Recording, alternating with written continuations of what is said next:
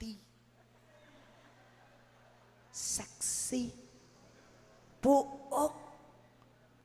Ang pari, dili sa puton yun. Kaya nga no, wa man katugkad, wa man kasabot unsa ang bunyag. Ingon tag indelible mark, palangga ka sa Dios, giila ka. Kung ka na bitong mga baboy butangag marka, ila, ako ni. Batay mo na? Na yung mga marka ba? Nagpamatuod nga, ako ani, ikaw tag iya. Kita sa bunyag, gimarkahan tas Ginoo, ako ning anak. Ako ning pinangga.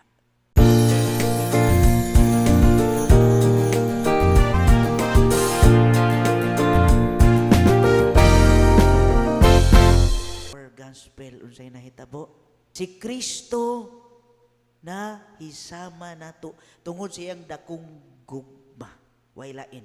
Kung moingon kita gugma, unsay mosulod sa inyong una-una? Gugma. Nahigugma ka sa usa ka tawo, nahigugma ka sa imuhang bana, sa imong asawa, sa imong pamilya. Unsay mosulod sa imong una-una? Unsa nga gugma ang naa nimo? Dagan man klase ng gugma. Diba? Diba lumantaan na, naman ito giingon nga, eros, philia, agape. Pero ang gugma sa Dios, ingon siya, dili gugma nga, kanabitong pinaagi sa emosyon. Hello? Gugma nga, dili ipaagig emosyon. Kay mo yung tag-emotion lang ni, karon nahigugma kay kunin mo dong. Nga sige na mag-away. Pila na kapanahon, wa na jud ko nahigugma ni mo lagot na kunin magbuwag ta. Kay nga no, emotion man na.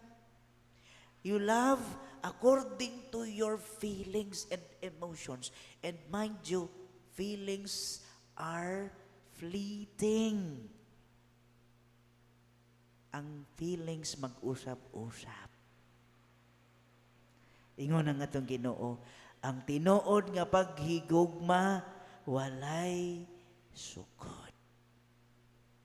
Dili mausap.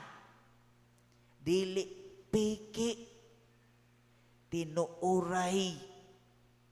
Bisan pag magtagbo mo sa usa ka dahan nga imong paningkamutan nagpaubos ka mo tagad ka sa taong imong ikalagutan naningkamot ka ni exert kag effort to reach out unya gi-decline ang tanan nimong effort dili gihapon ka mausab. Mao nang gugma sa atong Ginoo nato dili jud mausab ang paghigugma niya nato.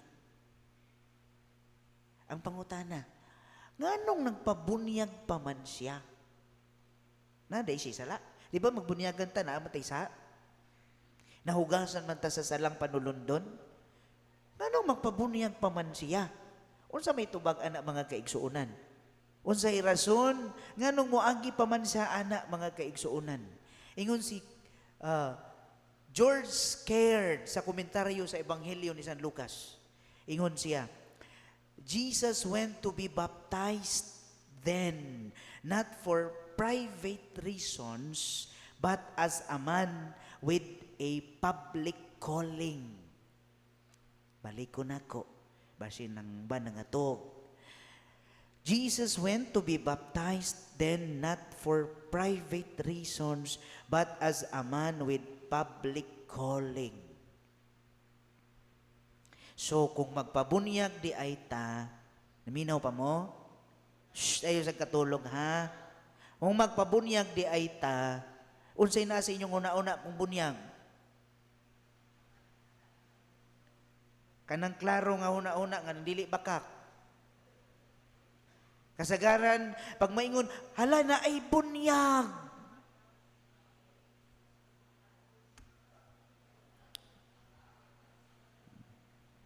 Kamo mismo nag-ingon, ana. Ingon sila ba sa bunyag na ay kaon? Tinuod man na. Di ba? Tinuod yun na. Ayaw kung ing nadaghan ka ay diri magpabunyag, magsugugos maninoy, ang una-una nimo, naguna-una ko kay kung mabunyagan ka, mahawlas ka sa sala, kinahanglan makatumantas balaod sa Dios, makapagkinabuhi ta. Hello, piki na. Ang imong ginauna, bunyag unsa oras ang kaon? Bayon, kano siyang bunyag? Human sa bunyag reception, dunay lechon. Mo man ay klaro. Karon, wala ta kasabot unsay bunyag. O pangutanon ako mo balik. Sugot mo. Klarohon ta ni. Mga buutan man jud ka mo, i-prove ko no. Wa man jud ka kay balog ibunyagan tagaan ta mo chance. Pero unsa man jud ng bunyag. Shh, dili lechon ha. Ang bunyag, klarohon lang nato ni. Basic kani mga basic nga nangarito nga naa sa bunyag. Kanang giana bitaw nga Christmas sa oil, giana sa agtang sa bata, gibunyagan. Kasabot mo ana. Cross gikurusan siya sa oil sa pari ang iyang agtang. Oy, ibunyagan baya ka, ay ko ina di ka kaybaw. Unsay tubag? Nganga na pud mo. Ay ambot na lang gyud. No na. Wa juday mo kay bao. Kabalo man ta sa bunyag pagyabo sa tubig, ang pangalan ikaw, Inday, bunyagan ka sa ngalan, sa amahan, sa amayo kay mo anak, o sa Espiritu Santo. Pasabot, gihugasan ka sa imong mga sala sa panulundon gikan sa katigulangan. Nalimpyo ka na sa imong mga sala. Sunod, doon na dahil itong oil. Sabot mo anang oil, akong gipasabot. Oil man na siya pader. O lagi, unsa may pasabot anak. Nahimo ka ng Kristiyanos. Unsay pasabot kung mahimo kang Kristiyanos? Mura na magtag nagkatikisis ani.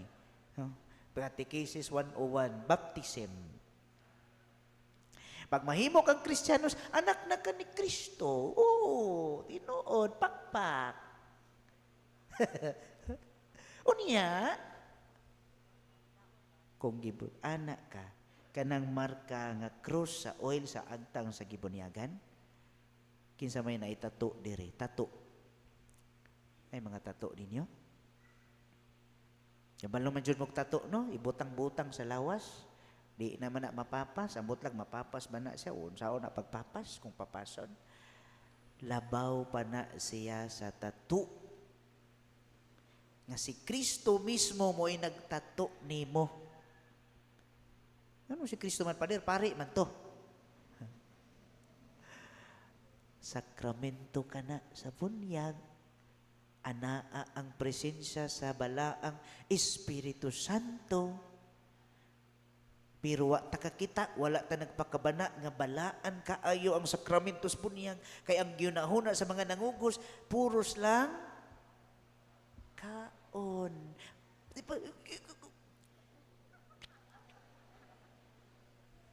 Namiki pang luklon niya.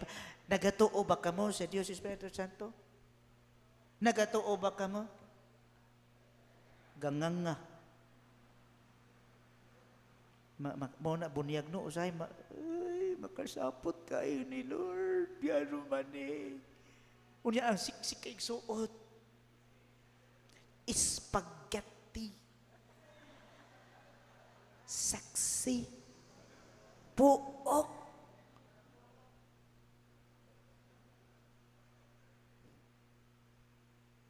ang pari dili sa puton yun. Kaya nga no, wa man katugkad, wa man kasabot unsa ang bunyag.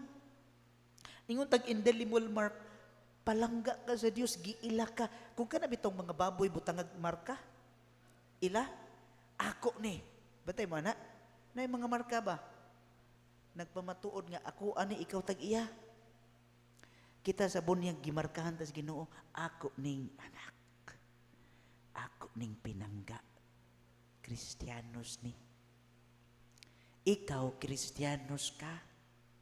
pinangga ka sa Dios. Bisag unsa ni muglunang sa sala, sa kalapukan. Dili siya mubiya nimo. Promise. Sakit kayo pa malandungon ba? Sorry, matandog jud ko diya. Wala jud ta nagpakabana sa iyang gugma natong tanan. Ang gipalabaw nato garbo.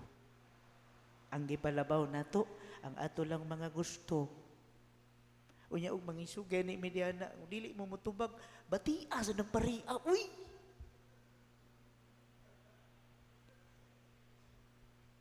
Isog ka ayong pare, mga sapa. Di biganahan ka to yung magpakatawa. Sakit. Mo ni ka matuuran. Realidad. Kami magkabuang na lang. Saan man namo ni pagdil ang mga tao, Lord? Napuno naman migsura. Puno naman may bash. Bati mangyud mi sa tanan. Sige lang. Ang Ginoo magani, gi-persecute magani siya. Bisan nagpaubos siya. Og mihalog na tong tanan. Wa magani ta mamati. Padayon lang gihapon siya. Mao nay sakto nga pagkinabuhi isip Kristiyanos. Mao mga igsoon atong tarungon ang ato kinabuhi. Sa katapusan dunay istorya nga niingon. Ingon ang usa ka parokyano nga, Padir, ngano naman ni atong simbahan wala na may manimba. Ingon ang pari bitaw, sa una puno kaayo. Ug magmisa di kalyo, nag-awas-awas, abot pa sa dalan, Domingo, karina lang manimba. Ingon siya, luoy na kayo ang simbahan, Pader. Ingon siya, bitaw. Sige, magmisa ta. Nagmisa sila. Sila lang. Nga natingalan sila nga, human sa misa, doon na may nakabutang diyan ng dako kaayong murag square. Ingon siya, sige, atong tan-awon, kay luoy na kayo ang itong tisimbahan na ngamatay na. Tan-awon na to, kung gisay namatay. Naglinya taon silang tanan, o nili-ili. Pagtan-aw kay tuwa may samin sa ilahom, nakita nila ang ilang tagsa-tagsa kakaugalingon. Sila di ay kadtong katawhan. Kita ang katawhan. Nagipangga sa Diyos pero wala nagpakabana.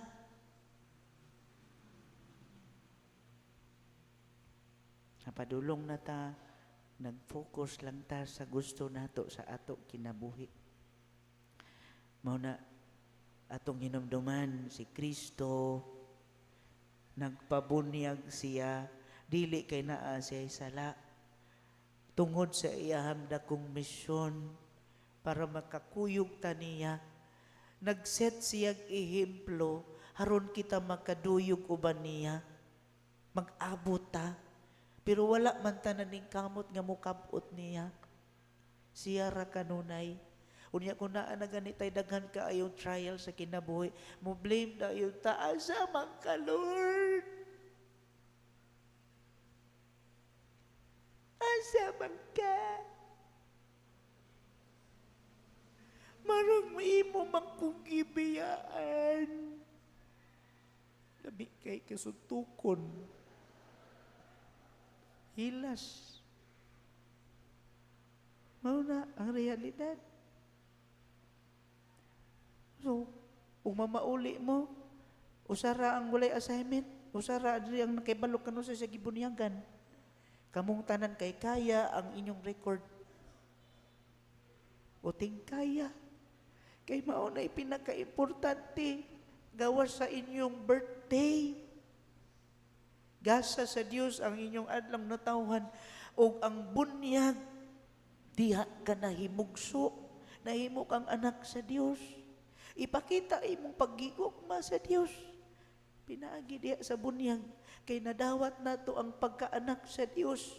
Nakadawat ta sa iyang threefold ministry. Unsa man ang tulo? Pagkapari, pagkahari, pagkapropeta. Ang pangutana, kay balo mo, ana? Wala. Mauna, pagkabinunyagan, ato nang nadawat. Pari, unsa man ang pari? Pari, da ini pader. Dili mo pari, pareho na mo nga ordained, gasa. Kamu, pari tang tanan pinaagis bunyag.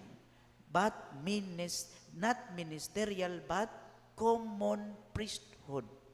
Klaro na to na ha? Pareho tang tanan pari, common priesthood. Diha sa bunyag. Pasabot, magbalaan sa ka, kamao sa kang mo ampo, kamao sa kang mo heal, because gihatagan ta ana sa bunyag. Wa lang nato gamita. Isa may nag-practice ana, wala, pari lang kanunay tawagon. Naan na ta sa bunyag, gitagaan na ta sa gasa. Pero wa nimo puy pagkapari, pagkahari, unsam nang hari? Kitang tanan hari, dili ingon maghari-hari. Ang tinuod nga hari, nagpaubos. Sama sa atong Ginoo, nagpaubos.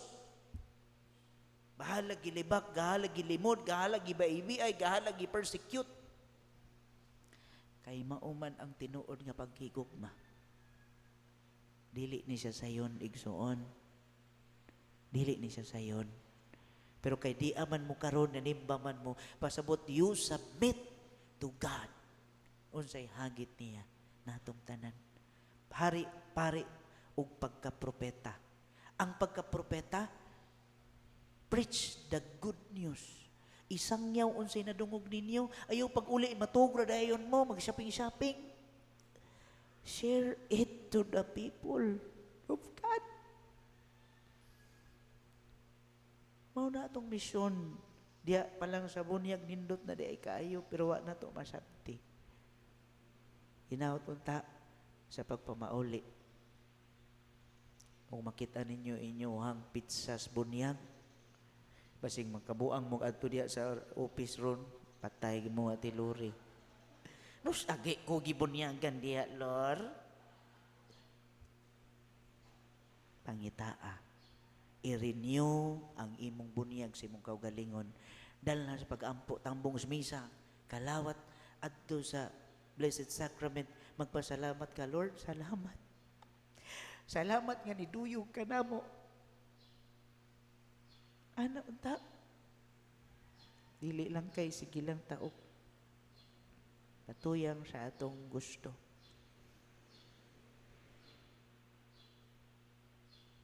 Hinaut unta, mamauli kita atong puy-an kini, atong nadungog. Unaha ang Ginoo. Ayaw ang imong sigilag birthday celebration.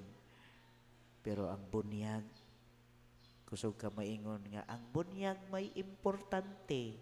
Pero wa di ay kakabalo kano sa akagibunyagi. Imo ka ng tulubagon sa Ginoo. Ikaw maoy manubag sa Ginoo. Hinumdumi, pinangga kita kaayo sa Ginoo. Ayaw pagpalabi sa imong batasan. Ayaw pagpalabi sa imong garpo. Kay mismo ang Ginoo, iyahang gisuot ang pagkatawhanon haron lang kita may uban kaniya.